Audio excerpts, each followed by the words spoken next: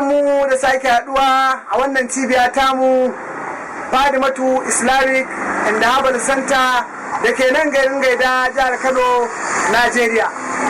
Ina muku fatan alheri da kasancewa a wannan markazi namu mai albarka, wato cibiyar kirkire-kirkire da ba da maganunuwa na gargajiya da waɗanda suke da asali a addinin musulunci, wato Fadimatu Islamic and Herbal Center.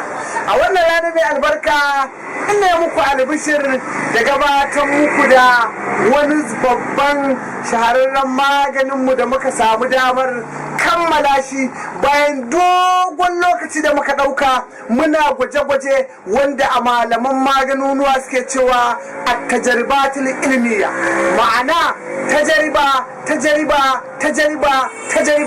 har a tabbatar cewa kaza yana maganin kaza, kaza zai maganin kaza, kaza yana maganin kaza, kaza zai magance kaza.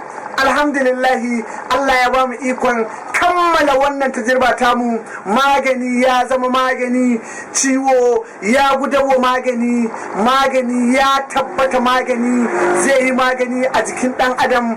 Wannan magani ne, wannan shine wanda muke ce masa strong. Cibiyar magunguna